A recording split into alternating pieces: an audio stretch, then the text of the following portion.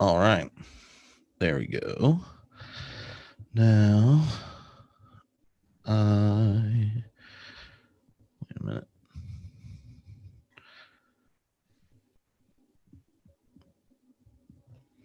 All right. Now I just got to hit record. Boom. All right. Hello, everybody. This is Trip, and I'm here with my partner at the University of Edinburgh, Sarah Lane Ritchie, and this is Theocon, Theology in a Time of Crisis. And tonight we're going to be talking about live theology. We have a number of like a high collection of my favorite humans. So this is exciting. And the papers were so awesome. For those of you that have seen it, I know you're anticipating the discussion. For those that haven't, remember they're at theocon.com, along with keynotes from a whole bunch of others. And then soon, you want to make sure you sign up for the podcast, and you will get podcast versions of all the dialogues and Q&As that happen with all the different keynotes. Today, we're going to talk about theology, the way it impacts life, ethics, and life on the ground. And we are going to be joined by a number of people. Daniel White Hodge is coming once his hotel room that he's checking into gives him access to the internet. So when he shows up and all of a sudden this fifth person appears, one, he successfully figured out internet at a hotel, which is just impressive. There's about a 50% chance that works. And sometimes when you pay for the fast one, it doesn't actually work out. So that's impressive. But he's a professor of communications. He just had a brand new book come out on theology and hip hop, particularly the work of life of Tupac, that is really good. And if you remember his talk, he brings up all sorts of critiques around American evangelicalism, missiology. And you're like, wow. You clearly are a professor of communication because you're tying in so many different things. And we've been friends for a while. So I'm super excited that he will arrive like the Lord at a twinkling of an internet eye. And we had a keynote from Brian McLaren. Brian is an author, an activist, a minister, a lover of literature. He lives in the Everglades, is friends with a lot of his animal neighbors. And I have it on high authority from almost everyone I know that's known him, that he's like in there, everyone's top 10 favorite humans. When he shows up, he's great. Like the kind of guy that when he comes and visits you and you're in LA and he's traveling through, gets on the floor and plays with your kid. And then you feel like, I take it personal that I'm being ignored for Playmobil? Or the fact that Elgin always wants to see Brian McLaren, is that a good thing? So I'm going with that. So he's probably an amazing grandfather too. And if that wasn't like two amazing friends here, then you have Ryan Newsom. We've been friends since high school. That's how long we've known each other. He, on top of being a theological ethicist and teaching at my undergrad alma mater, Campbell University, he's a camel. That's right. In North Carolina, there's a school with a mascot that's a camel. And at Campbell University, every day is hump day. Check them facts. It's a Baptist school. So they didn't mean it metaphorically. But not only have we been friends a long time and we're like nerdy interlocutors in high school, when I moved to Edinburgh, he's dog sitting my dog. So I feel like that's like one step below your child. So, like not all ethics professors, you would leave your dog with them. I don't know what that says about your peers, Ryan, but it's an affirmation. And I'm very excited you're all here. So with that, we're going to turn things over to Brian to share a bit about his talk and to lure those of you that haven't experienced it in full over to the website. Well, first, thanks. Pleasure to be with everyone who's watching, and especially you three, and soon when Daniel joins us, this group of four. My talk was about live theology in a time of authoritarian resurgence. And I suppose the big idea is I'm asking a question. And the question is our whatever form of religion that you participate in, would you characterize it more as an authoritarian religion or an anti-authoritarian religion? And it seems to me you can look around the world and see things pretty much fall one way or the other. in a time of authoritarian resurgence, I use a metaphor in the talk of kayakers. If you're kayaking with the current and paddling, then you really go fast. If you're just not paddling, you're just floating along with the current, you're still part of the current. If you want to go against the current, then you've got to paddle really hard. And so my point is that if you live in a time of authoritarianism or a time of authoritarian resurgence, and you don't paddle against the current, you actually end up being part of the current. And in a sense, your silence is complicity, and your failure to oppose is a collaboration. In the talk, I mentioned some friends of mine who are rabbis, a part of an organization called Trua, and their little motto is resisting tyrants since Pharaoh. And what strikes me about that is they're pitching their identity as counter-authoritarian, anti-imperial, counter-authoritarian. And this is a very live issue today because in the United States we have Donald Trump. We could say in the UK, some of my British friends would say that Boris Johnson certainly displays authoritarian tendencies.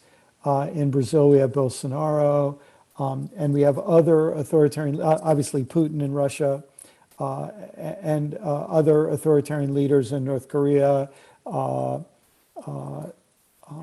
Philippines, and so many other places. I think there can be authoritarian regimes where you don't have a single leader. For example, sometimes a military dictatorship could be a kind of authoritarian regime. Maybe the only other thing I'll say is, as I've been grappling with this and thinking about lived theology in this time as an American living in the Trump regime, I'm realizing that there is so much about Christianity as a Christian saying this.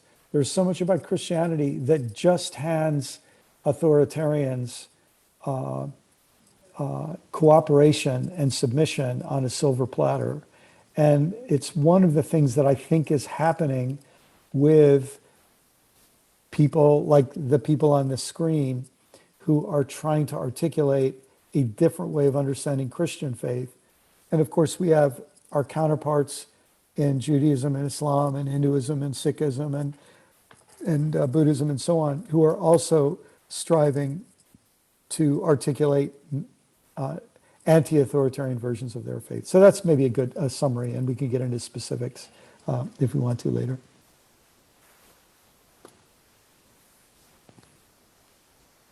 Sarah? Yeah, so we are missing Daniel. So I'll try and well, if he jumps in, then we can just let him summarize his talk for himself. But just to say briefly, if you haven't seen Daniel's talk yet, he was really focusing on embracing the reality of hopelessness, essentially a theology of hopelessness. Hopelessness not as an end goal, but as a sort of starting point, as a process. And there was some real. There's a real call in his talk for us to recognize the brutal reality of the many crises in which we are existing, the evil systems in which we're existing, and the harsh fact that hope and a good ending is not a necessary fact, that it's not inevitable. We are often living in a sort of a myth of inevitable progress.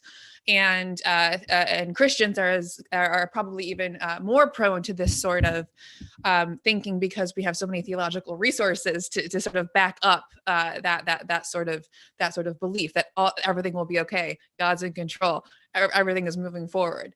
And so when he jumps on, we'll let him say a bit more about that. But I was really challenged, and I love these moments when you're doing an event like this or a session like this, and you listen to two people's talks who have not been listening to each other's talks, and you hear so much resonance with each other in them, and so many points of congruence, even when they're talking about different details about the current situations in which we find ourselves. And in listening to our talks for this evening, there are three points in particular that I found not only worth emphasizing, but I was madly texting Trip earlier today saying, oh my gosh, we have to talk about this, or I'm like so riled up about that. And those are good moments. Those are good moments to recognize. I once had a professor in undergrad who encouraged our class to always steward the stirrings of the soul. This is Paul Patton, by the way. Steward the stirrings of the soul. And so whenever I feel the stirrings of the soul in these sorts of talks, I try and pay attention. But anyway, there are three main points of connection here. The first is that both Brian and Daniel were urging us to recognize and actively expose the destructive myths that Christians are so often passively assuming as normative or inherent to their core theological narrative. And they spelled this out differently. They fleshed it out differently. Brian was focusing on authoritarianism and the theo-patriarchal religious systems that are so ingrained in our Christian tradition. And in the many contemporary forms of Western Christianity, that we don't even recognize the authoritarianism for what it is. And it's a very striking and timely kind of observation about humans, really. That it's oftentimes the first step, the first theological step for us is to recognize the situation in which we find ourselves. To recognize that the theological system in which we are operating is one that has adopted an authoritarian God and is fleshing that out in authoritarian systems in our church. And that is having a massive impact on the culture as well. The way that we vote, the way that we address social change and social issues, cultural shifts, culture wars. And we don't recognize authoritarianism for what it is. We assume that it is an inherent part of the theological reality in which we exist. Daniel, on the other hand, was urging us to pay attention, to recognize and pay attention to the place of hopelessness that we are starting from, and to recognize that we are not living in a time of as much progress as we think that we are. We are still very much bound by systemic racism, social injustice of various forms, and that if we cannot open our eyes to see that reality, if we cannot recognize and name the many faces of crisis in which we are, then there will be no movement towards hope, towards the fulfillment of hope.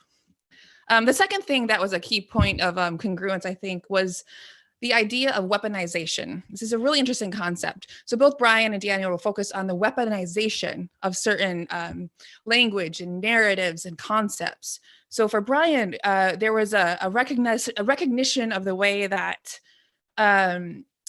things like scripture and theological language and imagery has been weaponized in service of authoritarianism, right? So anyone who comes from an evangelical background will be familiar with this, how you go into a church service and you hear language that is taken from the Christian Bible, yes, but there are images that are coming from true Christian sources, but they're being spun into a narrative that is weaponizing the resources of Christian history and tradition in service of an evil construct, an evil system of authoritarianism.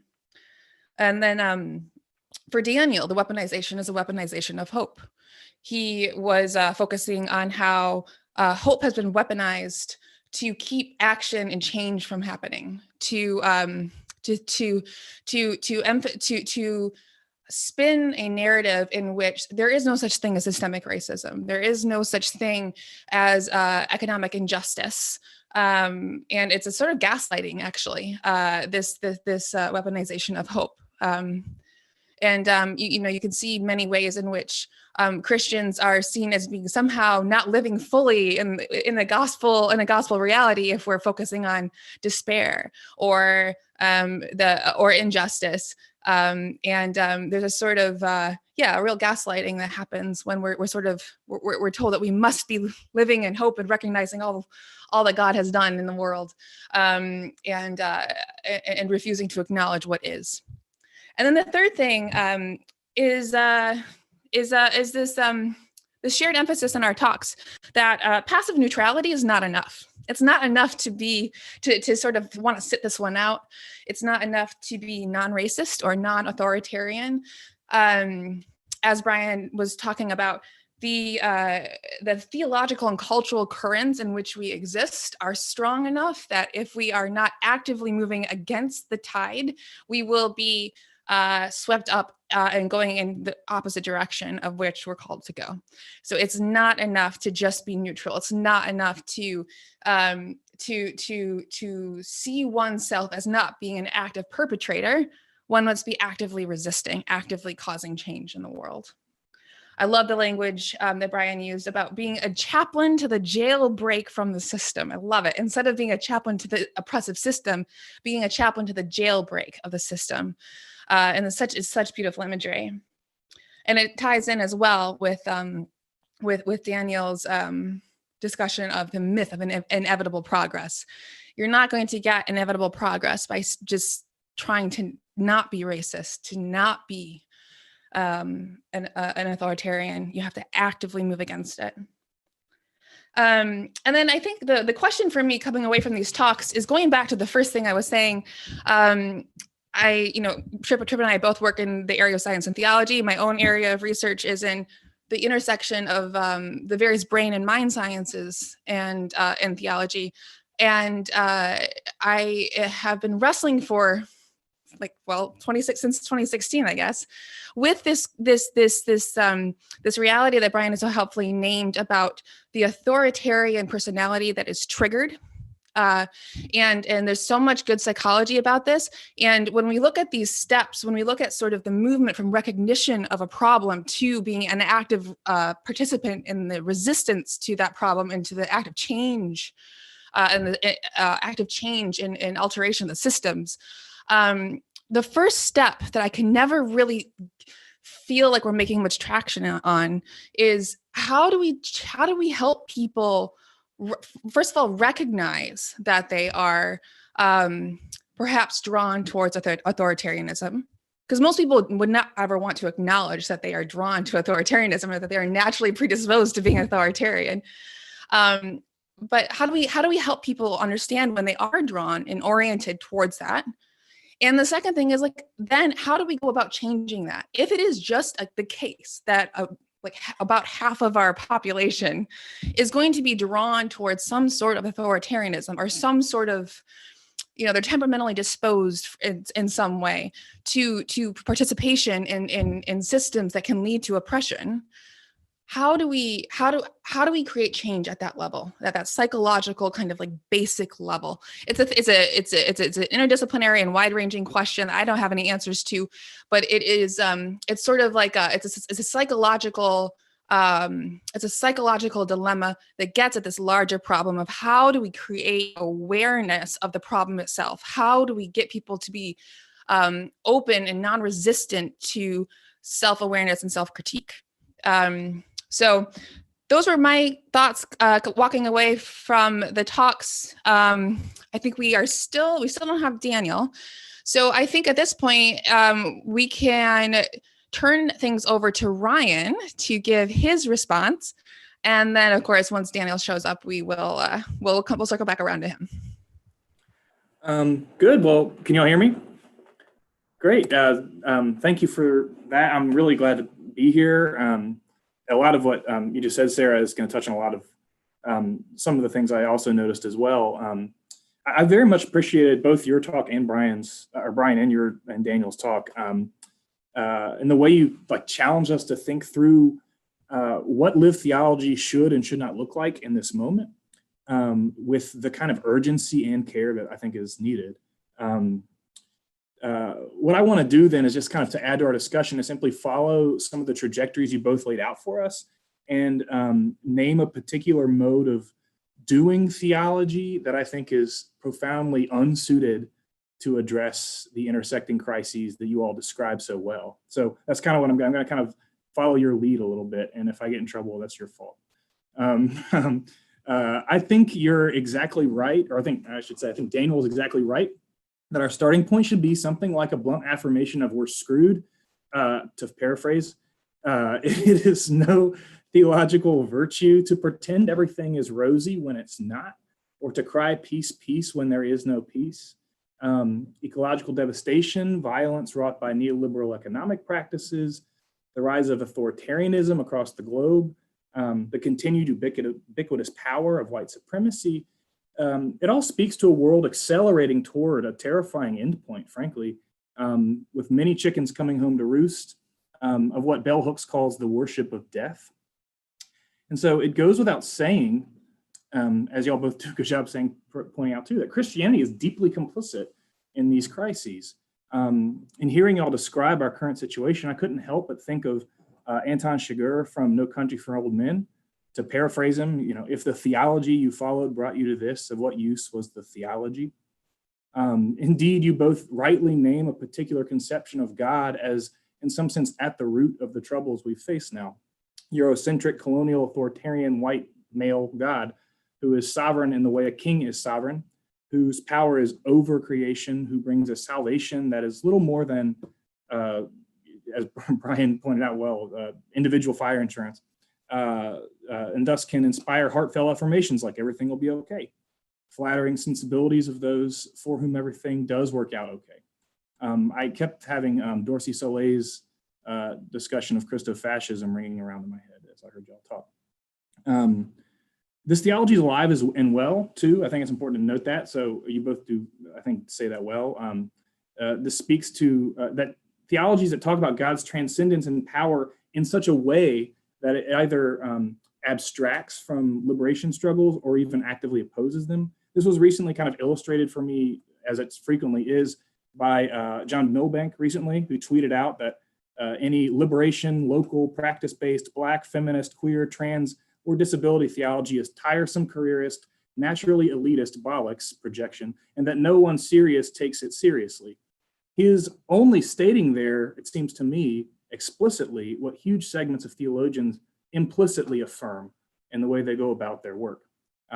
So points for making something explicit, I guess. Otherwise, typical. Both of you name the importance of articulating theological habits of imagination beyond these parameters, which must begin by facing reality.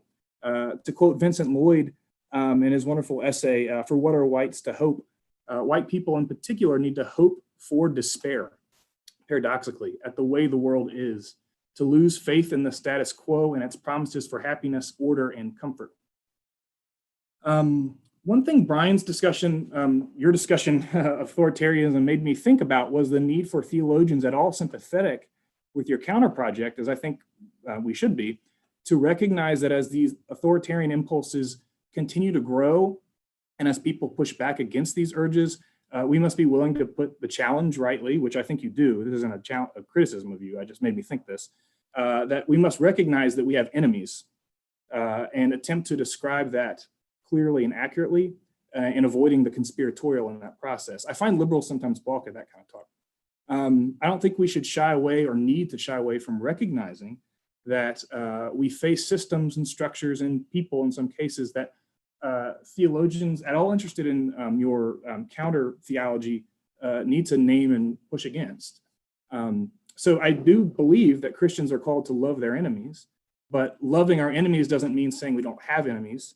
And of course, love does not mean accepting and loving one's own oppression or actively fomenting in oneself a false consciousness. As the ever misquoted Martin Luther King said, quote, "When the white power structure calls upon the Negro to reject violence but does not impose upon itself the task of creating necessary social change, it is in fact asking for submission to injustice. Nothing in the theory of nonviolence counsels this suicidal course," end quote. Or as James Baldwin would say constantly, sentimentality is not love, but a mask for a profound source of violence. Interestingly too, of course, the authoritarian impulse tend to have these poles of violence and kind of a boot on your face. But on the other hand, it's sort of sappy sentimentality that you can see in the sort of propaganda film. So they kind of go hand in hand. So another way of saying this, I guess, is we're not going to hug our way to justice or the reign of God. And no matter what the counter should be, I think what bringing your two talks together made me think the sort of hard-nosedness of that, the spirituality that you recommended for us. Like, it's not a sort of sentimental thing that you're recommending, which I appreciate. I mean, Jesus wasn't crucified for being nice. Perhaps unsurprisingly then, I deeply resonated with Daniel's closing affirmation of being in this nitty-gritty theology of being in this struggle together, and at the same time, a hard rejection of quote unquote peace in no uncertain terms. Encountering the authoritarian and white supremacist theologies that are on the ascendance, one habit that must go by the wayside, it seems to me, is a fetishization of this kind of thing, being nice or civility, that assumes or outright states that to move together requires us to be perpetually nice, anodyne, moderate, never angry, in a word, civil. Not only does such betray, it seems to me, a continued investment in the way things are, or a lack of understanding of the urgency of the situation that you all describe. It also kind of is pathetically thin as a response to the crises you're talking about. It's akin to like blaming school shootings on violent video games or lack of prayer in schools or something. It's to willfully ignore the complex nature of these issues, or maybe to focus on a manifestation of them. At best, I think it's kind of irrelevant. To worry about civility in this moment seems to me to tempt people's confused tone with substance. All anger is equal, all incivilities are the same. It focuses on good intentions and nice delivery, regardless of what's being actually said. My friend Reverend Matt Johnson recently put it this way: to focus on civil discourse in matters of life and death is a tool of oppression. Now, this isn't to say, for me anyway, that all uses of kindness or civility are inherently toxic, but the meaning of any word is determined by its use. And I mean, I think we just need to note that throughout history, civility has very often been used to reinforce particular pictures of the ideal human being that's typically associated, tied up with upper class, white, male, straight, able-bodied, and Christian. That is what a civil or civilized person kind of looks like. So I'm kind of taking it, what y'all talk about, and sort of using it to connect to this sort of a very common refrain right now of like, we need to reclaim this sort of these niceties of speech among us in public. And I'm like, I'm not so sure that actually gets at the deep issues that y'all are naming. In fact, I think it's kind of pathetically surface level. As a Christian theologian, one thing that strikes me about such appeals is how little they have in common with the portraits of Christ we see in the Gospels. I mean, if you want Jesus to get in the way of your Christianity, to be sure, evangelicals in particular like to say they affirm Jesus plus nothing, as Jeff Charlotte writes about in his wonderful book, The Family, or no creed but Christ, that sort of thing. But sometimes something seems amiss, given that this Jesus is being used to justify today in large swaths of the church. The exegesis in theology manifests, I think, what South African Kairos document called state theology, as opposed to prophetic theology. That is a theology that's constructed and employed specifically to justify power and order, probably with some sort of bad exegesis of Romans 13 along with it. On the other hand, for all their diversity, the Gospels are pretty consistent in presenting us with a Jesus who stands against empire, who stands on the side of the oppressed and marginalized, who manifests a different kind of power altogether from Rome, who is decidedly not always civil, who brings not peace but a sword, who pronounces woes to leaders and judgment on unjust economic practices. So while it's comical and misleading to present Jesus as blonde-haired and blue-eyed, the real white Jesus has little to do with melanin, since race has almost nothing to do with skin tone, but more to do with remaking a Jesus in an Anglo-European image, who is perpetually, even like psychotically sweet and mild and nice, and would never upset the powers that be, other than being too nice, maybe. So it's like Mr. Rogers transported back to the Second Temple period. Not that Mr. Rogers is great, but whatever. So I think this is my last point, but what Daniel talks about as far as this, his third point, I think, about reclaiming other visions of Jesus, multi-ethnic, I think he called Jesus. I mean, I think that's the right way to go. As James Cone, Keller Brown Douglas, Jacqueline Grant, Reggie Williams have taught us, rediscovering, following the Black Jesus, again, not in visage alone, but in content, can be the beginning of a theology that aids Christians, at least, and I think everybody who's so interested in following, navigating the crises we face and will continue to face in the years ahead. This Jesus doesn't kind of truck with a separation between what is already joined together, sacred and secular, worldly and spiritual, faith and politics, body and spiritedness, love of God and love of neighbor. Those things are kind of already intertwined. To follow that Jesus is to make some enemies, I think, and to turn over some tables. But as for the sort of civil, spiritualized white Jesus who talks of heavenly matters to the exclusion of the body and the social, or offer little, if any, resistance to the growing tide of authoritarianism and xenophobia, to paraphrase Justin Martyr, of that God, we must declare ourselves to be atheists. And so I end with questions I have for both of you. I'll start with you, Brian. Given what you describe, and given the speed and depth at which the narratives and the authoritarian tendencies, not just around the globe, which is very real, but the ways in which certain Christian narratives almost by instinct seem to gravitate to justifying them. The base of a lot of these folks tend to be Christian and indeed evangelical Christian. Not exclusively, but there seems to be something going on there. What do you have? Let me ask it this way, especially in light of what Daniel talked about. Do you have hope? And if you do, where does that arise from for you? Because I'll be honest. I see stuff like what you talk about, and I affirm it, but then I just go, well, great. I got a kid who's 6 and 3, and don't look good. You know what I mean? So yeah, I won't quite quote Daniel, but we're screwed, as you said. Yeah. So first of all, what great responses from both of you. Ryan,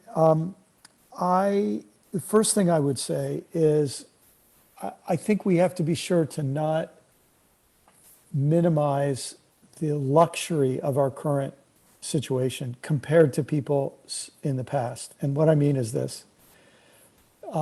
We have the opportunity right now to protest about a resurgence of authoritarianism that has happened in a time of relative democracy, at least far from perfect, a very imperfect, racialized democracy and all the rest. But if we have to remember, in the United States, only 100 years ago, women got the right to vote.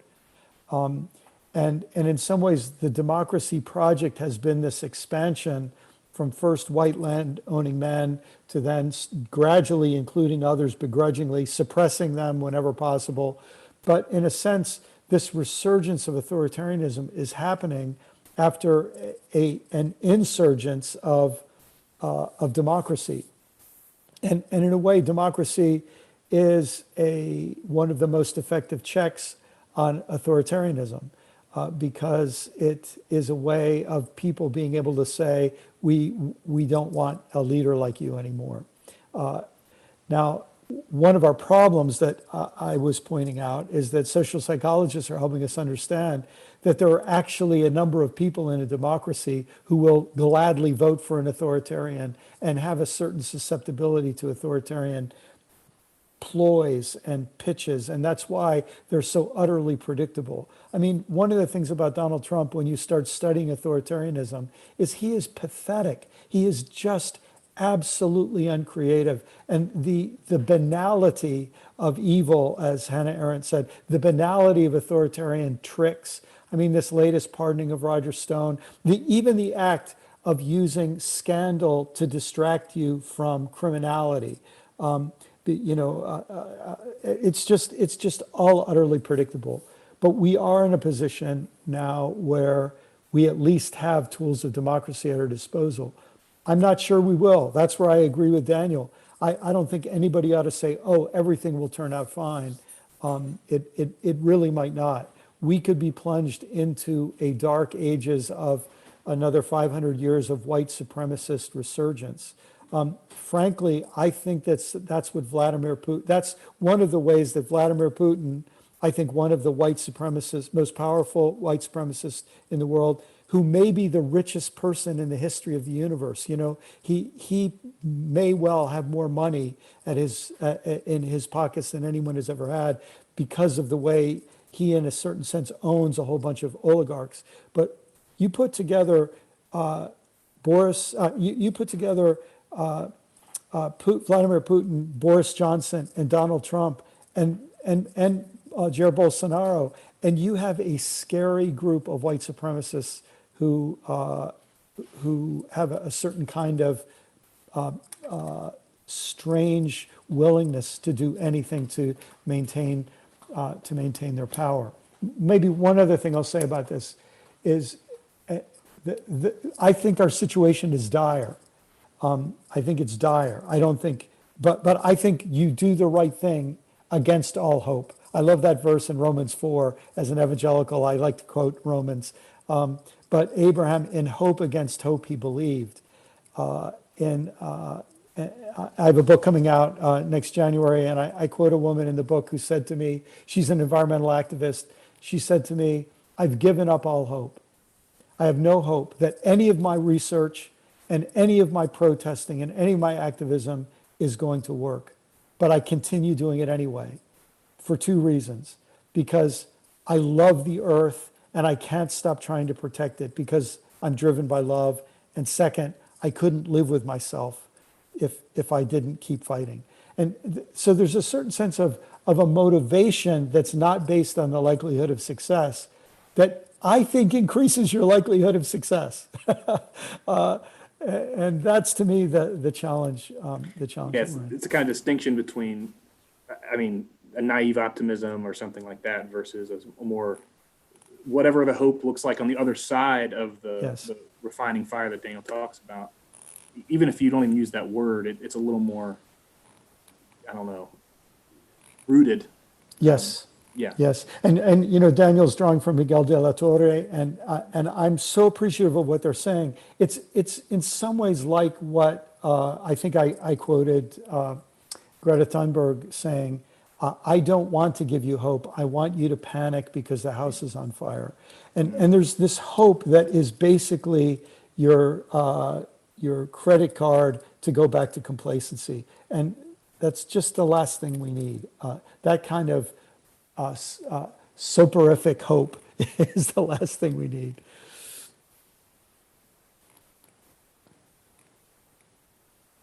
Ryan, did you have another question you were going to ask? I couldn't tell, so I didn't want to start asking questions people send in. If you have to unmute yourself, though. Yeah. It was for Daniel.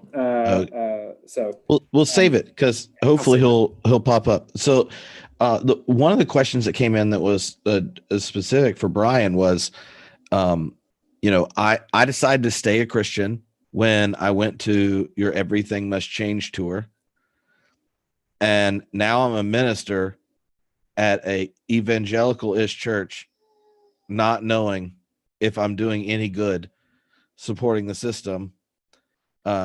And he lists off a bunch of examples of things that get stuck in the silence or gaps of what he's saying. Like they listen to Christian music and then it inserts this and they hear his sermon this way, or like they volunteer this way and they're like trying to witness to people and in places where they're doing interreligious work. And he's like, I just don't I when I listen to the talk, I want to know, like you said, everything must change. It inspired me. And I thought there is hope for the community that I returned to. And now I want to know, like, do we need an exodus from evangelicalism? And if so, where do we go? Because mainline Protestants are boring. I'm not a weird Anglo-Catholic, and I'd like to sing music that is exciting. You have to unmute yourself, Ryan. You would think I'd never been on Zoom I know. before. It's called Zoom. There's a button. Yeah, I mean, we need a whole day long conversation for that question. But first of all, I noticed that Daniel said in his talk that he urges people of color to just give up on evangelicalism. In other words, by staying in, they're adding credibility to something that doesn't deserve credibility.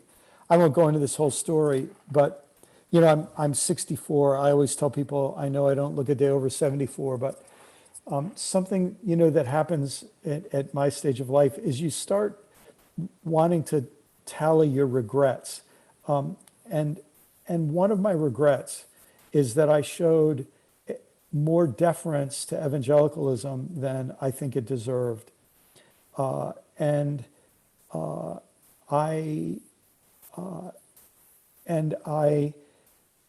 have a deep regret that I allowed any people within my influence to stay within the range of the influence of the white supremacist, capitalist, anti-environmentalist, anti-poor, and pro-militarist evangelical establishment.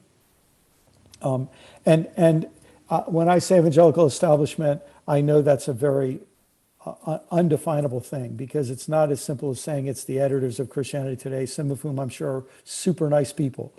But it's this establishment that exists because of a financial reality of donors, and it exists because of a political reality that the Republican Party basically has bought out. The Republican Party has made deals with evangelical leadership as nefarious as the deals of the 4th century bishops with Constantine and his successors. And so I don't know whether anyone should stay in evangelicalism, but if they do, what I would recommend is they constantly warn their people about evangelicalism. In other words, evangelicals understand this perfectly because the ubiquitous, the all-present enemy is liberalism. And liberals are the evil that cannot be spoken, but it's constantly spoken. I think anyone who's trying to be an agent of reform within evangelicalism needs to identify that the greatest enemy is in itself. And if I could go back and talk to the 24 or 28-year-old me, here's what I would say. Don't beat around the bush. Go for the jugular. And the jugular is evangelicals do not understand the gospel. Their gospel is an evacuation plan, the solution to a theoretical problem of original sin. It's unrecognizable when held up against the message and life of Jesus Christ or the message and life of Paul. And no wonder evangelicals need so many radio stations and conferences and youth programs. It takes that much brainwashing to make people keep seeing what their leaders say is in the Bible in contrast to what's actually there. And is that you, Brian, that says that, where you say, like, you would think that if it was just read the Bible, it's all there, then you wouldn't need all this scaffolding. That's right. And I'm not one to say that I think the Bible has a clear univocal message, obviously, but when you just see the tensions of the text itself, it brings these things to bear. I'll just give a quick example. As I was thinking about this authoritarianism issue, and it's so interwoven, as you said, Sarah, with white supremacy that Daniel addressed.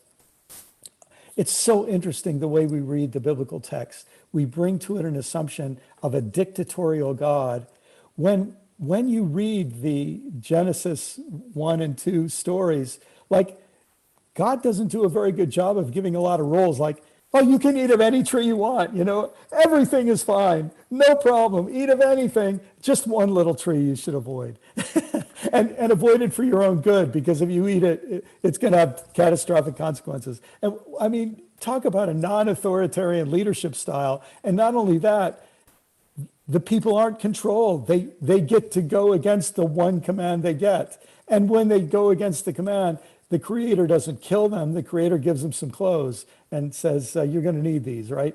And so it's a very different story than the one that we were taught. But so I don't have a better answer for that for this good person, except to say, if you can, I would encourage you to stay in. If you think you can have an influence on white people who are influenceable, but the second you feel that you've hit some sort of an invisible force field that tells you you can't go any farther, and you just have to play the game. At that point, I would say, not take your marbles and go home, but I would say take your gifts and invest them elsewhere. Yeah, I wonder if we can stay with this question just for a couple minutes longer, because I think it's really getting at the heart of where a lot of people find themselves right now, not just in sort of like a trajectory out of evangelicalism, but sort of trying to, wherever they're located, trying to make their way through just the racial tensions that we're going through right now, and crises of various forms, and Trump and all of this. And it's very difficult to do that when the narrative that you exist in, especially within evangelicalism, when the narrative you exist in is so internally consistent. It's very, very tight. There's been really good psychological kind of like research on this as well, how kind of the core to evangelical success is having an internally consistent, Loctite narrative, and so that you never feel the need to go outside of it for any sort of existential or otherwise answer to anything. And so I mean, it's really, what I find really interesting is that if you've never experienced it, it's difficult to get your head around. It's difficult to see the power that it can have in a person's life. My husband did not grow up in evangelicalism, and I did. And so we have these fascinating conversations where he's just like, you're not in evangelicalism anymore. Don't worry about it. You're out. Just like, don't follow those people on Facebook. Don't like listen to them, like whatever, it's fine. Why are you getting so worked up about what they're saying about Trump or this or that and that? And I'm like, because it's like so many people exist in this very powerful narrative, this very self-consistent, self-contained system, and it drives like whole structures within our culture and our society and our political world, and is like actively harming people. But when you're in it, it's so existentially satisfying, it's so powerful, and you can't imagine existing outside of it. And so many of us find ourselves making the leap. But like this question, this questioner is mentioning, there often are not a lot of compelling, like existentially compelling options to jump to. So mainline Protestantism, I mean, it's the world that I now exist in, but there are many levels on which it is not as satisfying as evangelicalism was when I was in it. And it's a real growth edge, I think, for Christians that exist outside of evangelicalism to actively be creatively developing methodologies and what I call spiritual technologies, trying to give people something that is satisfying on a level that is deeper than sort of the what this person is calling dry and boring kind of methodologies. So yeah, I guess it's that question of like, well, where do you go? And social justice is important. That activism is important. But when there's that big part of you that is feeling out of touch now with what you left behind, is that big then what? Yeah. Can I just say, Sarah, that I couldn't agree with you more. And what's interesting, and I know you know this, there are Mormons who will say exactly the same thing about Mormonism. And what's really interesting is then you become friends with an Ismaili Muslim or a Ahmadiyya Muslim or a Sunni or Shia or Sufi Muslim. And they have almost identical stories to tell that are translatable. And then my Jewish friends have such similar stories to tell. So I think part of this is a human problem. And then when you start to realize how the problem seems to be so consistent across communities, then I think what we start to realize is that we really are in an epical shift. We're either going to cross over into some new territory where our religions are going to be transformed and our religious identities are going to be transformed. There will be laggards, and there will be those who refuse to be transformed.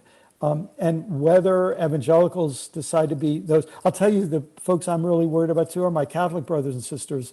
My closest Catholic friends have equally little hope, in spite of the wonders of Pope Francis. they're aware of the intransigence of the system and the kickback in the system. So we're all struggling with this. And one thing I would say, and I don't just say this to be funny, but that's where things like Theocon and homebrewed Christianity and so many of these online presences become a place for a person to say, okay, I have to take my little membership bundle out of evangelicalism, and I don't know where else to put it, but for right now, I'm throwing it in with you guys. And it becomes a place where we survive in a sort of, what do they call it? A liminal space, but a temporary autonomous zone where we have a chance to think freely as we prepare for other things that will be born in the future. Yeah, I can't speak to those other religious traditions you're talking about, but as far as the evangelical conversation, I think one of the blocks, I wasn't raised that way either, but when I started going to church in high school, it was de facto evangelical-ish, it's the certainty, the kind of combination of an epistemological certainty combined with the sort of like social, like Yes. cultural and then political, like those all kind of reinforce. And so that's what I think gets is so anxiety producing. If somebody starts to touch on this Jenga tower, which is a perfect image. I mean, that I use that very intentionally. Then you got to be careful because it's all going to crumble and then you don't know what's on the other side. When I was at school and I found there was a while where I thought, probably in some small part because of Brian's writings, I thought maybe, evangelicals, it's got these issues, but it can be reclaimed as a term, blah, blah, blah. And I had a teacher, like Div, Bill Leonard, said, no, sorry, not going to work. And he was right. But I hadn't thought that yet. And what I found, some people have this sort of falling out, but what I found was there's a sketch in 30 Rock where they're trying to create a new microwave or invent a new microwave. And there's, over the course of the episode, they do a tweak here, do a tweak there. They change this and they change that. And by the end of the sort of invention process, it's become a car. They're like, oh. And so that's kind of what happened to me is it sort of slowly over time, it was like, well, this element can go and this element can go. And at the end of it was all I had left was just the bare referent of evangelical. And at that point, I was like, well, what's the point? Particularly once the idea that evangelicals don't own, or evangelicalism or whatever doesn't own, whatever, truth, God, Jesus, the rest. It was like, there's nothing left to hold on to. So yeah, I think on the other side of it, the only thing I could say, so I can't really speak much to what you should do. I'm sympathetic to that. I'm reminded of what Willie Jennings writes about in his recent book. He writes a commentary on Acts that just came out. That's not really, it's a commentary on Acts, but it's more like a theological reflection based on his reading of Acts, which is really great because it's Willie Jennings. And he talks about, as you would, the Spirit being something like the groundless ground of something on the other side of the pretensions to epistemological certainty that both that gird a sort of that anxiety. If you feel that but don't want to sense it, then you can retreat into sort of an authoritarian mindset that just protect me from the baddies. And it's also deeply entrenched in white Christianity, like European Christianity, I think, that at the same time that epistemological paradigm emerged, so did this sort of theological paradigm as well. And so on the other side of that, there is no sort of, well, what's next? Because on the other side of it is a completely different paradigm than you know what I mean? There's not going to be just go into the other thing. It's a whole other world emerges. Yeah, I guess that's all I have to say about that. So this popped in my mind, while y'all were talking, and at some point during lockdown, it's all kind of wrapped itself in a giant haze of homeschooling and day drinking and depression. So whatever that worked out to be, So different from before. Yeah, it started before 5. That was the difference. I had to when I have weird vivid dreams, they are like touchstones for a long period of time. So I don't know why I'm decided to tell you all this, but I've been reading Habakkuk, and there's this line that evangelicals love in Habakkuk. I remember it at like a Mission Fuge gathering where they're like, God is in his holy temple, be silent. Right. So I was reading through and noticed the reference to who is supposed to be quiet are the temple priests. That's who Habakkuk's talking about. Is telling the temple priests to shut up. And why is it? Because he just finished mocking them for repeating the ideology of the powerful.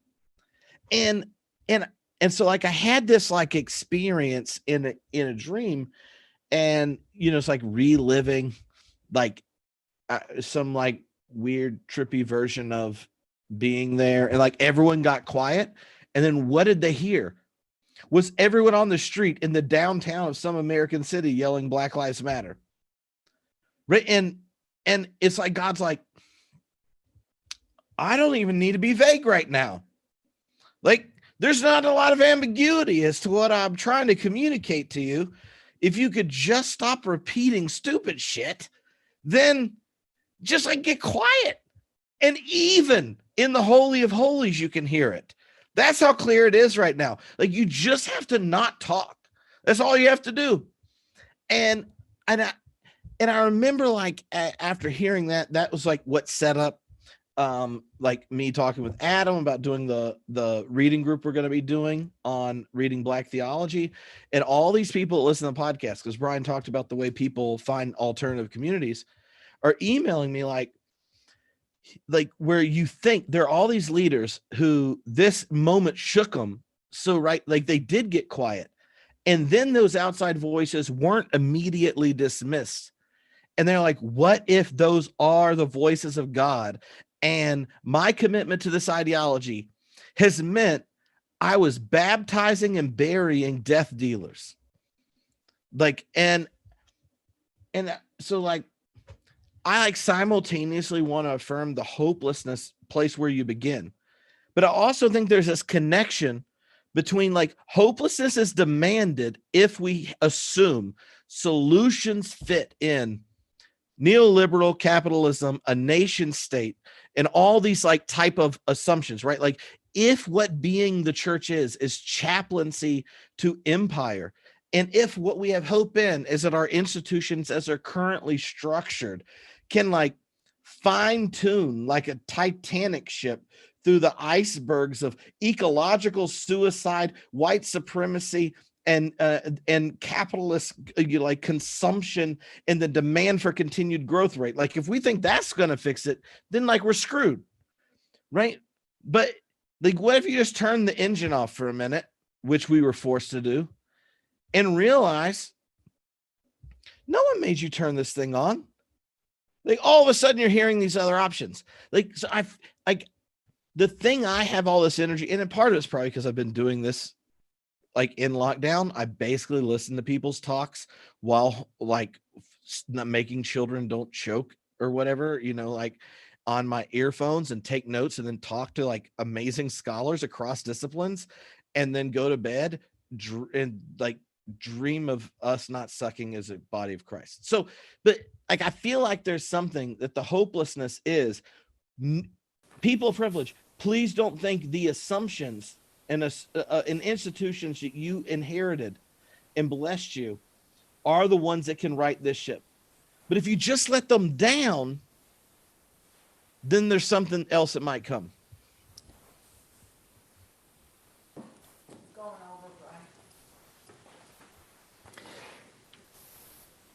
Well, all I can a horrible question. It was all I can say to that is well said. And this is the thing. If I recall that environmentalist friend of mine, her words, I have to do what I'm doing because of love, and I couldn't live with myself if I gave up. That to me is the kind of resolve that it's going to take to get us through a lot of this. It's a little bit like, in that biblical story when Daniel and his pals say, we're going to get thrown in this fire. We might get burned. We might die. Oh, well, we're still not going to kneel down to this some authoritarian jerk who's telling us to do things he shouldn't be telling us to do. Live or die, we're going to do the right thing. And that to King me, preached on that. what's that? King preached on that. I remember really wonderfully. Sorry. No, that's good.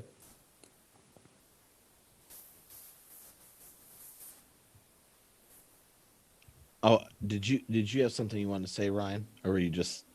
I was just saying King preached on that. Oh, okay. That's awesome. So one of the questions that came in that that struck me was, Daniel in his talk raised the question of, like, is a civil war ultimately going to be demanded? And the questioner said that reminded me of Bonhoeffer's question about or statement about getting to the point where he prayed for the destruction of his country. And the questioner said, "This is heavy. I had no idea how fragile the normal," they used quotes, was, and am behind on learning how violent the normal I thought was reasonable was. What does prayer sound like in this moment?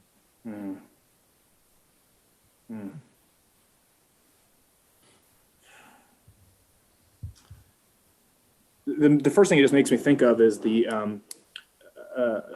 this image of like apocalypse in the true sense of that term, right? The sort of unveiling of what was previously considered normal. It's like we have these masks of, maybe that's a little bit what I was trying to get at, these masks of normality or masks of civility or masks of procedure or masks of progressivism or whatever. And for people who were privileged, that you didn't have to see, you didn't have to look at what was going on in other parts of the world, let's say. In some ways, economic devastation, for instance, is not at all new, right? I mean, it's just sort of catching up to other parts of the world. So I resonated in the same way with when Daniel said that with the questioner. That is sort of, and I think that's part of what's going on right now more and more, is a sort of an apocalyptic moment, in the sense of like an unveiling of what's actually been going on behind the scenes that a lot of us have not been able to see. I don't know what prayer looks like in the face of that. I'm sure you all could talk to that better more. But I know what it doesn't look like, which is, the true sense of like an opiate, like the true, like whatever the, as Sarah, you're asking about, like the kind of practices, and did you use like technologies as the term, like what that has to do rightly is not palliate, not mask over what's going on, but to form a people into facing into what's going on well and faithfully. So that will include then prayer that isn't just, the nice kind of really carefully guarded prayers that aren't prayers. I mean, certainly any of the prophets that you're talking about, Tripp, I mean, the prayers range all over the place, and they're not just all, dear Jesus, thank you so much, in Jesus' name, whatever. So I think it's going to get a lot more, there's going to be a lot of cursing involved in your prayer life, maybe. I mean, maybe that's one way to say it. The only thing I'll say about that is, dangers tend to come in twos. So authoritarianism is a danger on one side, and I guess chaos is a danger on the other side. And how do we navigate between those two dangers? And I see that actually in two lines of the Lord's Prayer. I think they're probably the two most confusing lines of the Lord's Prayer. Lead us not into temptation, deliver us from evil. Here's what I think those mean. I certainly don't have the last word on it. But lead us not into temptation means lead us not into the time of trial. Lead us not into a civil war. Please keep us out of a civil war. Because I think that's what Jesus saw. We're going to go to war against the Romans, but half of us are going to side with the Romans, and so it's going to be a bloody mess. Keep us out of war, but liberate us from the evil one. And a lot of people think that means the devil. I think it means Caesar. And I think in a deeper understanding of the devil and Caesar and all the rest, it's all keep us out of authoritarian domination. So you have the balance. I'm aware of both dangers. And I think, Tripp, that's what you said. Please don't let us stay in a capitalism. We're in financial trouble. Help us get out of this financial trouble. But please don't let us stay in a suicidal economy that's going to destroy the environment for our children. And that, I think if we learn to hold those balances and name them clearly, that will certainly help us. Maybe the only thing I should say, and then I'm sorry, but I'm going to have to go. I have a granddaughter's birthday party that I cannot miss. But Sarah, when you brought up that issue of what are the practices and technologies that will help us, I think this is where liturgy should come in. And if we could inspire some creative liturgists, songwriters, prayer writers, litany writers, and so on, and physical, yoga teachers and dance instructors, because we have to bring the body into this so much more. But if we had a group of people who said, who could create a 1 hour experience, a framework for experience that would help us say what our souls need to say and be quiet for what our souls need to be quiet for, and wouldn't keep us saying things that reinforce dictatorial notions of God, and wouldn't keep us reinforcing hope that gets us off the hook and makes us think the end of this story is already written, so I can be apathetic. What would happen if we had liturgies like that? And this to me is where, the evangelical asked the questions before. I know evangelicalism isn't working, but I'm worried about jumping ship into the mainline Protestant role. Well, I'm a big fan of liturgy. I just think, though, that we need to create all new liturgies. And when you look at that change in mainline Protestantism and that change in evangelicalism, in a sense, they're equidistant from what we need. And so that, to me, argues even more for this birth of a new paradigm, birth of a new home brewing your Christianity, if you want to put it that way. So that to me is relevant to what we're all about here. I am so on board with all of that. Thank you so much for that. So Brian, thank you so much for joining us, and we'll let you go to your granddaughter's birthday party, because that is indeed a very important function that you cannot miss. So thank you so much for hanging out with us. We really value your contributions, and have a great time. Tell Grace hi. Yeah. Will do. Blessings to you all. Ryan, question for you. So one of the things that has been popping up over and over again in these Theocon sessions is that a lot of times a lot of the cultural crisis that we're existing in right now seems to be tied to a lack of awareness about history. Like, we're just not in touch with sort of the historical contexts in which our particular systems and belief structures and ways of doing church and thinking about God have developed. So especially in, we're really picking on evangelicals today, but, there's a sort of ahistorical flavor to the way that evangelicals talk about themselves and their relationship with God and each other. It's very common to talk to people in these churches where and pick up very quickly that they're not aware that the way that they think and talk and act is a product of a long history of very particular social and cultural and political developments. And we're very aware that you have a new book that has just come out on Confederate monuments, and that you're muted still, so unmute yourself. Yes. Yes. Yeah. So you want to say a little bit about this new book that you've got coming out, and also maybe just talk about like the historical context of the moment that we're in right now, and help us to, I think a lot of people are looking for ways to think about themselves and their identities as communities, as churches, as Americans, a lot of times, and their connection and the relationship with the history from which they've come. Yeah. Thank you. Book just came out on Confederate monuments and theological disruption. And one of the things I talk about in that book is, I kind of use like monuments, both Confederate monuments and monuments kind of in general, but mostly Confederate monuments, as like an avenue into the way memory. So one chapter in particular talks about the way memory functions in very complex sorts of ways theologically, and the ways in which the media, the objects we have around us in our societies, in our cities, and our places shape us in profound sorts of ways. And so I think, I can't speak to everybody, but I certainly know that in the United States, in general, historical consciousness doesn't go past breakfast, basically. I mean, that's what Jeff Pugh would always say in class. Something's really old if it was like, the Fuddruckers made in 1995, So,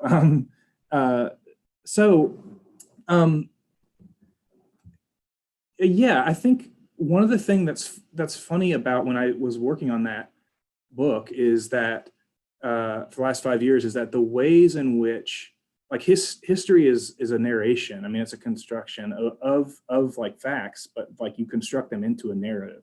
And so what's striking, this is more well known now, but what's striking about Confederate monuments is that they're both theologically weighted in general, and they are absolutely bad constructions. They're false. They are stories that have been told that people have told about themselves to present a kind of narrative with a sacred overlay that provides a kind of eschatology, a kind of salvation narrative, a sort of particular vision of the ideal human, again, white, male, able-bodied, etc. And so that becomes sort of passive. So what you find at those monuments, one of the things you see with those monuments, they function a lot of levels at once, but you see the way in which these narrations, like Friedrich Nietzsche says, the first lie, the most common lie that people tell is the lie they tell to themselves, which is very Augustinian type of idea too. And so it's like, you see the way in which these histories that we tell, we can be ignorant of them, and then they can sort of pass into what we think is truth, but is actually a kind of myth that gets reinforced over time, over and over and over as you walk along. And so the goal or the hope would be, it seems to me, for Christians, people of faith in general, would be to provide, not to deny that history is narrated or not to deny the power of history, but to rather find ways to narrate history in ways that are more faithful, that are more attentive to the sorts of stories that have been written out or ignored, particularly by people who are marginalized, oppressed, subaltern communities, et cetera. And so I think that's a challenge, particularly for people in the United States who have gotten so used to a particular kind of narrative and calling it God's. But I don't know, what do you think? You've been through a lot of these sessions now, and you've heard all these different kind of answers and that kind of thing.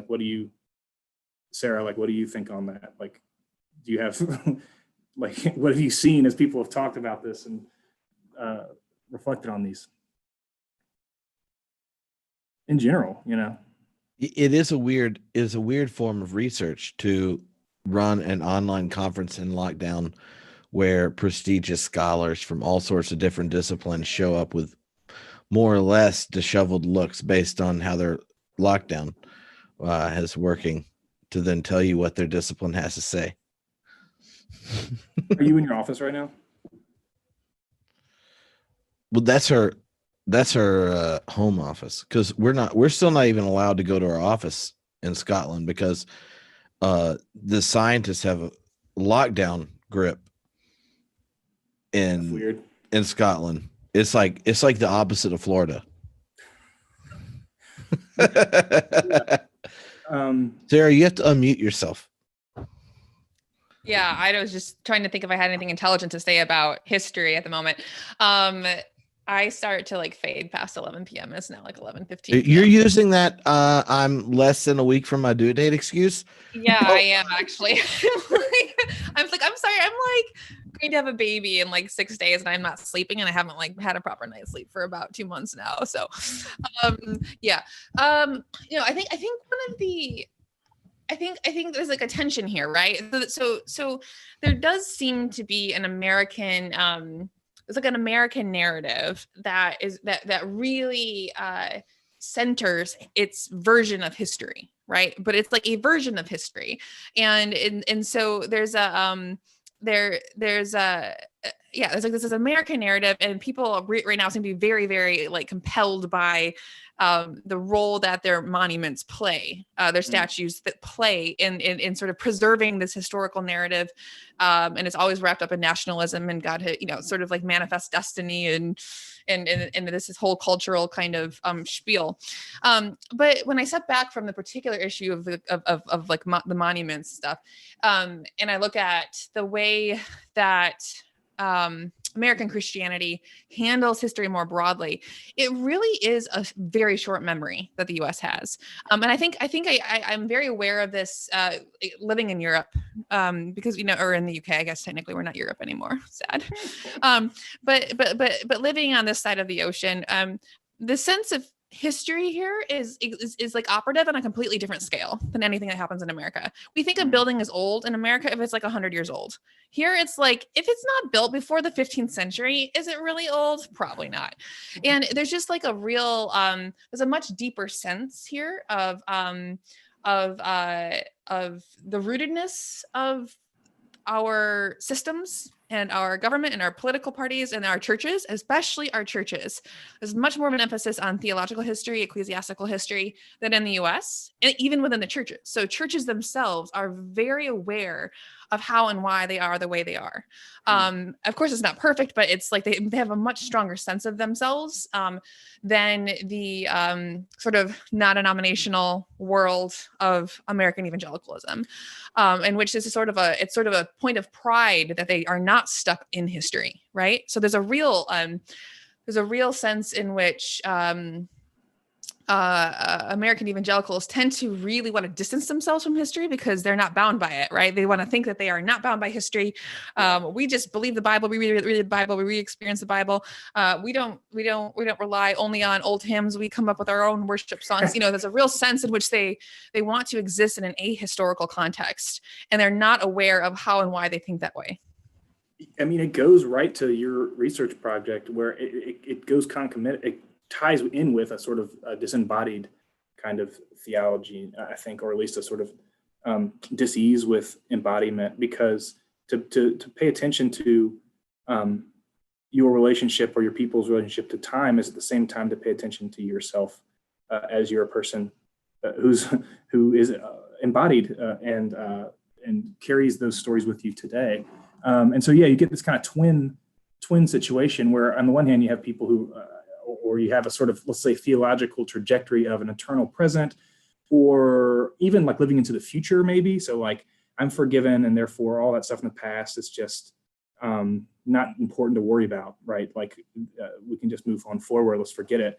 But you can also have a sense in like you have a deep historical history or sense of self or peoplehood that's nonetheless, constructed. Like you have this sort of an imagined community in the sense of Benedict Anderson talks about, where, like it's older, but doesn't necessarily make it either accurate or faithful to the past or attentive to the other sorts of, let's say, colonial misadventures that the UK was involved with all around the world. Rhodes Must Fall being a great example of that sort of thing. So I think there's sort of like two sides of, Walter Brueggemann talks about in the Prophets sort of the problem of either too much or too little memory, and you can narrate that in terms of either a nostalgia or an amnesia. And discerning your way between those two poles is sort of, I think, the call is to try to find a way to inherit the past well and recognize that as you're inheriting it, you're not a slave to it, but are in like there's a hermeneutical process by which you receive and narrate and then move forward, including parts that, certainly for people who are like, let's say, I'm speaking as a man here, but like women, like there's times in which you have to like wrench the baton away from the people who are not wanting to pass it on through time. Like there's a kind of remembering, but it's a sort of different form than just deference. And so, yeah, I think creating liturgies might be one way in which Christians are formed in ways of remembering that are not just, hello, Daniel, what's up? So yeah, that's it, yeah. Daniel, welcome. Hey, y'all.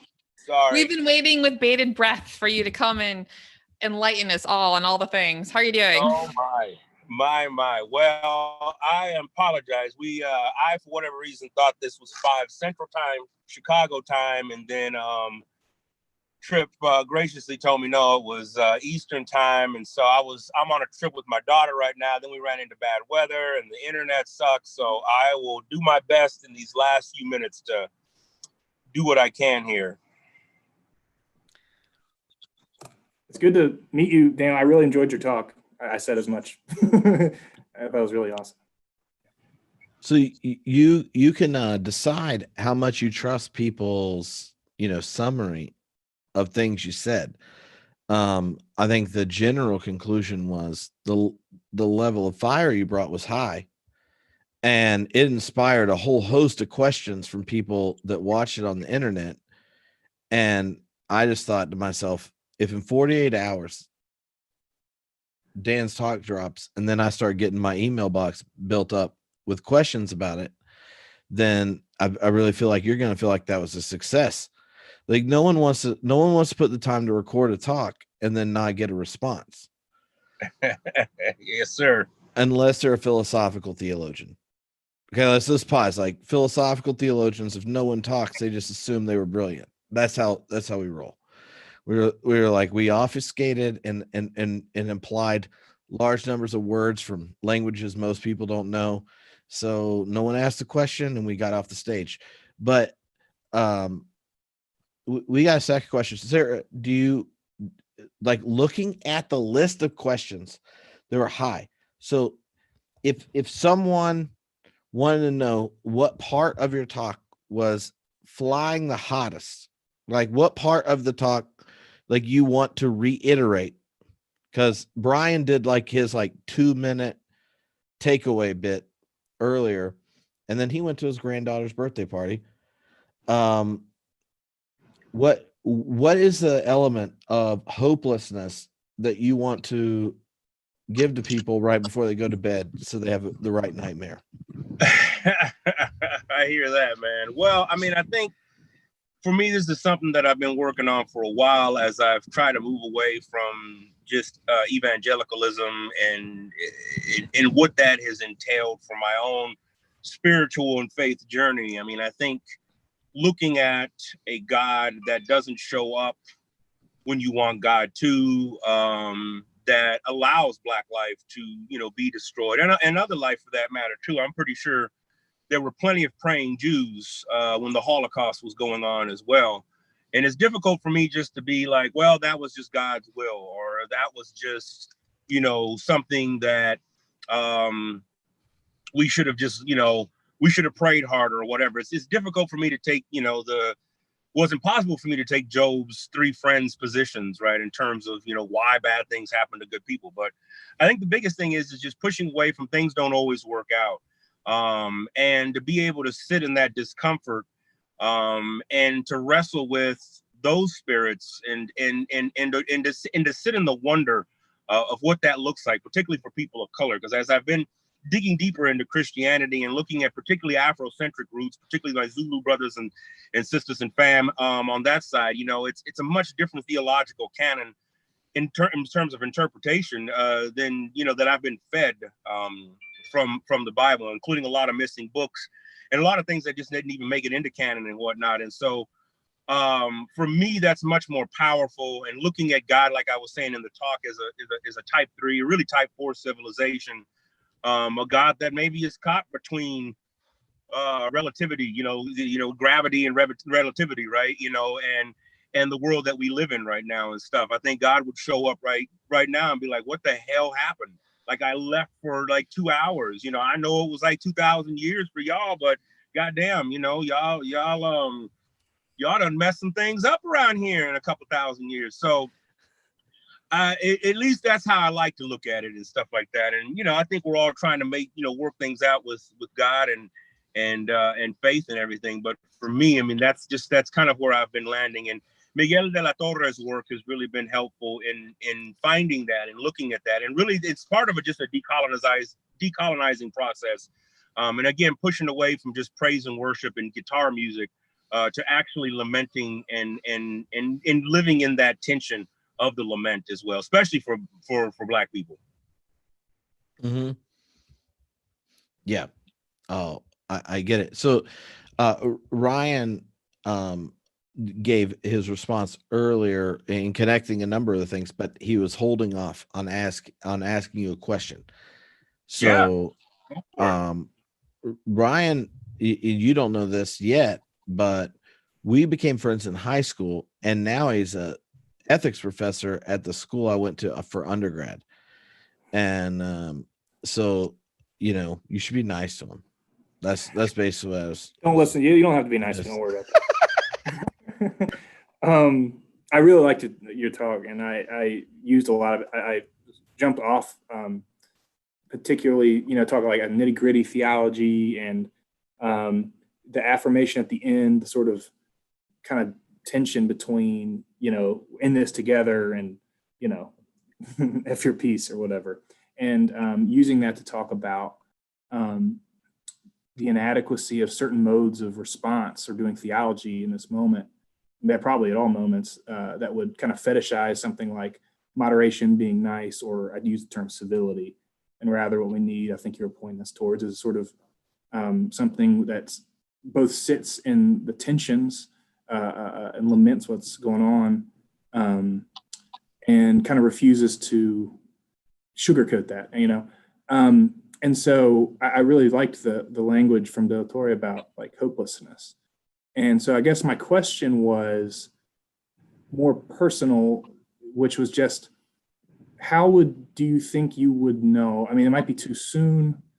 There might be no answer to this, but do you think there is a sense in which you go into a space of hopelessness, and then at some point, how would you know when it would be time or okay to speak about in terms of hope again?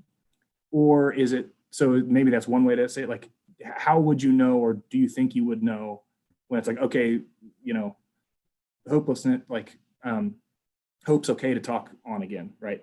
Or is it a sort of thing where those two things start to get wrapped up together and you never, like they're always kind of, you know, two sides of the same coin after you pass through this theology of hopelessness that refuses, you know, God's just going to make it all work out in the end. So, you know, no bad news for me, that sort of thing. So I don't know, to speak on that, like, do you think there's a sense in which there will be a movement through that? And if so, how would you know? Or is it the sort of thing where it's like that never kind of fully leaves once you touch it, or it touches you? Man, I think that's a great question. I appreciate it, man. I don't know. I mean, I have to go off of just some of the things that I look at it, that I think a lot of it is interwoven, right? I mean, I think my entry to all of this, right, was like the LA uprisings in '92 and stuff. And so for me, I look about it, you know, and, you know, my mom was like in the movement and she was a Black Panther and all that stuff like that. And so, you know, I kind of grew up with it, but it didn't hit me until Rodney King, right? And so that, I look at that and I think about, you know, in that moment, the hope came, right, when Rebuild LA came, and it was like, oh, we're going to issue out $400 billion into the riot zone. We're going to build all these jobs. And we was like hopeful, man. We was hopeful for a long time, almost over a year.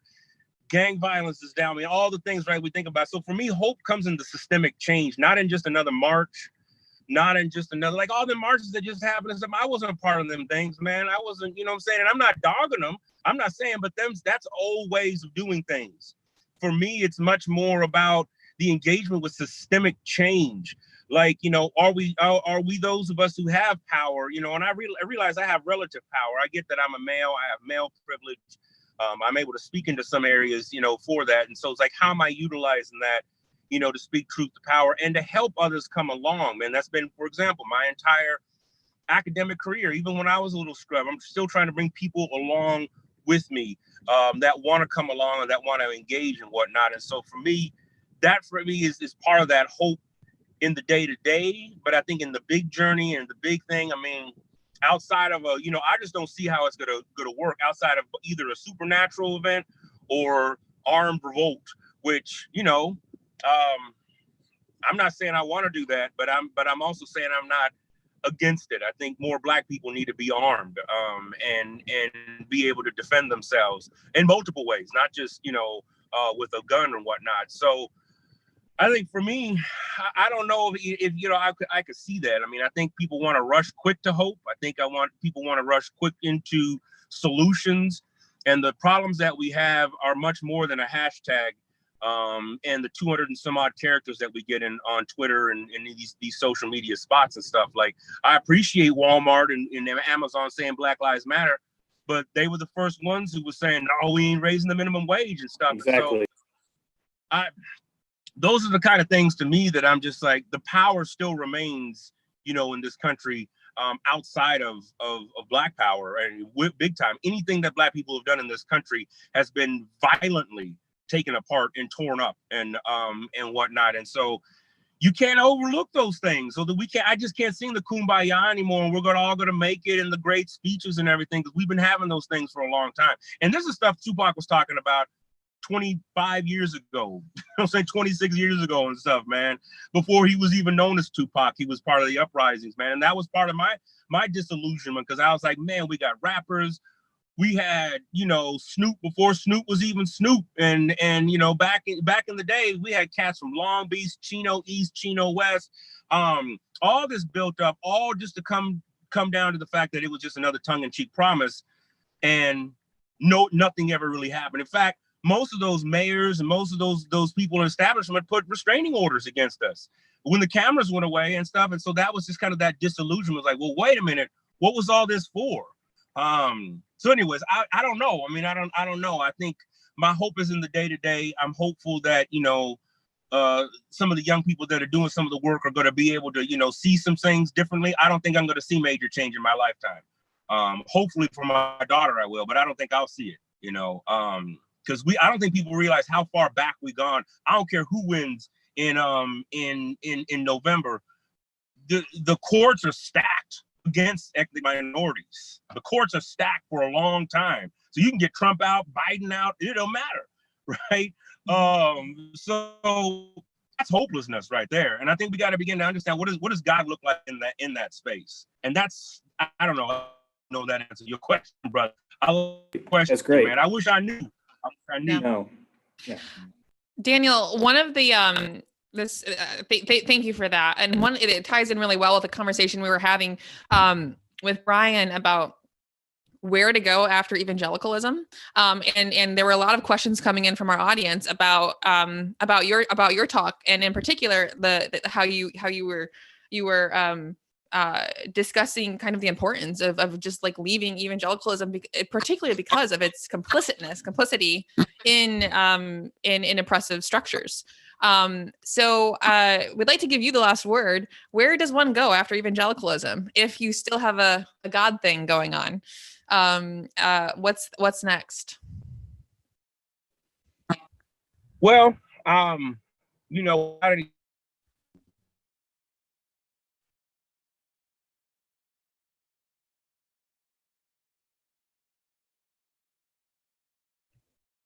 Uh-oh. the answer is not the smoking gun of the savior, right? Because I think we're so used to having a Tony Robbins approach to theology, like, hey, just do this, and it's like, man, let's cut that out, man. Let's stop that. And hip hop is, yes, kiddo. I know I'm so loud. My kiddo's saying I'm so loud. So I know I'm getting a little excited here and stuff. Had some Popeyes today. I ain't had Popeyes in a while. So, brother excited and stuff, man. So anyways, all that to say is that I do think hip hop presents a premise for us to begin to question, wonder, and to sit in the mystery of who God is. I still keep faith. Some of my 5%ers and particularly some of my Gnostic and atheist friends are like, why do you continue to do that? Because it's like, the way I look at Christianity is that it is a person of color's a religion. It was established, but I also have made my peace with all the other Abrahamic faiths and stuff, and I'm working my way through Eastern religion. So I don't necessarily see Christianity as the only way. So I think that's part of the space that hip hop theology really brings to the table. And it's allowing those questions to be, and it also decentralizes true hip hop. Not that crap you hearing on the radio, not anybody named Lil. You know what I'm saying? But true hip hop is like it levels the table, and you're able to come as you are, who you are. And I've seen that. I've been a part of that. I've researched that. I've written about that. So for me, that's a space that I find God and transcendence in, and still continue to go back to what my man Ryan was talking about. I still find some hope, and those are just the day-to-days. Like, let me just go and put some beats together and talk it over with some friends. What snare did you use? What samples did you use? How did you use that, Neve 1073? How did you color all that? I mean, all those things for me are day-to-day hope. But now I got to go back out, and still got to go out in the neighborhood, right, and help and do my part, and face that hopelessness. But hopefully hip hop and stuff like that can help me stand up. Now, for others, it may be grunge. I still haven't seen a real good theology of grunge or punk music. I'm still waiting for a dissertation on punk, because there's a lot of overlay with punk and hip hop culture, right? And so I think some of those spaces right there beyond the music are able to provide. And I appreciate, Sarah, that question that you were asking. And I'm so sorry I logged on so late, man. If it wasn't for my own just writing this thing down the wrong way and the bad internet and just this rain, good night, man. I'm a California boy. I'm used to rain once a year. So great question, y'all. That was awesome. So thank you for joining. And I see fishing poles behind you, and I know on your podcast you mentioned y'all are going fishing. So I hope I hope you have tons of fun, because I really feel like peak life experience is fishing with your dad. Like, It is. I know, like, what one of our family rules was, you have to tell the complete truth when you're fishing, and it can't be held against you. And it went both ways. So it's it's a scary moment.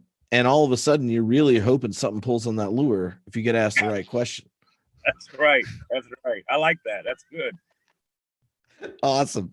Well, thanks for joining us from the car and finding space to do it. Ryan, thanks for coming from Bowie's Creek, where all the cool people went to college. Center of the universe. Yeah. And Sarah, we're really glad you haven't gone into labor yet. Me too.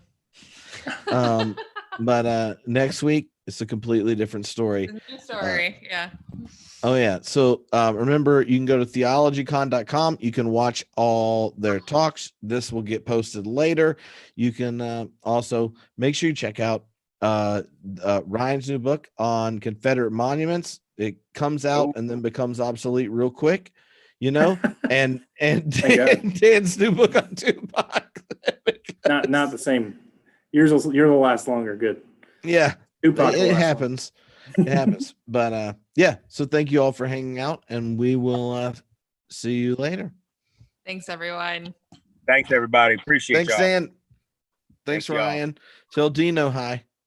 Oh, July 4th was not her favorite day. Oh, she hates it. Gotta give her those drugs. That's our dog. It's our dog. Yeah. We're giving drugs to a dog that hates Hey, dude, thunderstorms, whatever. let alone